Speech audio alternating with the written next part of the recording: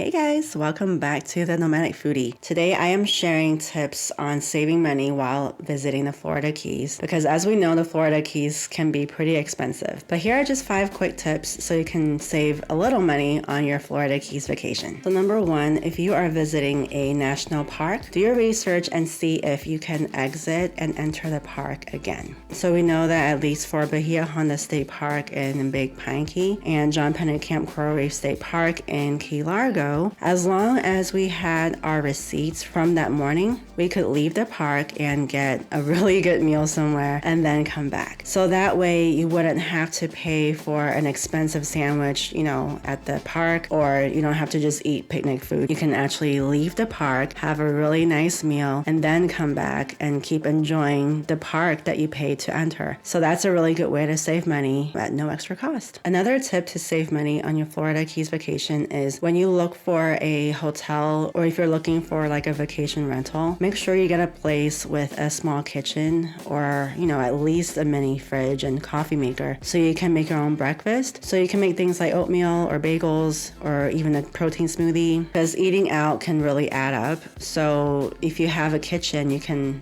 make all your meals and save money. Or you can make maybe like breakfast and lunch, like pack a lunch if you're going for like a beach day, and then just have money for a really nice dinner, or vice versa. You could have breakfast and lunch out and just enjoy a very relaxing dinner at home. So either way, if you have a small kitchen where you're staying, you can definitely save some money from paying for food. Another tip I have for you is if you want to enjoy sunset dining, but you don't want to pay for the more expensive dinner menu, you can actually have a really late lunch or happy hour. So for example, depending on the time of year you visit, sunset could be as early as 5:30 or so, maybe like 6 o'clock. So you can do happy hour and pay the cheaper prices for drinks and food. And a lot of restaurants, depending on how busy they are, of course, they allow you to stay. If you ate there, you can still stay for sunset. We did this ourselves. For example, in Key Largo, we went to this restaurant and we finished our food, but we were able to sit at this little bench they had on their marina and just enjoy an awesome sunset. So once again, you can go for a late lunch. Of course, do your research before you visit to see when their dinner starts, so you can just enjoy a late lunch or happy hour, enjoy your sunset, and you save some money. Another tip I have is if you want cheaper lodging, so hotels or vacation rentals, you can stay in Homestead. So Homestead is not in the Keys itself. It's right before you go into Key Largo. A lot of people do stay in Homestead because they have a lot cheaper prices. So you can try staying in Homestead and driving into the Keys to save some money there. But I would recommend this only if you are going to visit the Upper Keys. So places like Key Largo or Islamorada. It is a cheaper stay, but the drive might not be worth it to you depending on your situation, because the driving time takes away from the actual activities you want to do. But you can totally still do snorkeling tours. You can still check out, the different beaches. Like for example, in Key Largo at the John PENNEKAMP State Park, you can drive to Islamorada, and depending on how far you want to drive, you could even go even more south than Islamorada. I wouldn't recommend going further than Islamorada if you're staying in a homestead, but that is another option because Homestead does have cheaper hotels. And this is an extra bonus one since you guys are still watching, which I appreciate. Just keep in mind, if you are booking a hotel, keep in mind that they have taxes and fees added to your room, like resort fees and local taxes on top of other taxes. If you have kind of a tight budget for your Keys vacation, keep that in mind in your budget so you don't go over,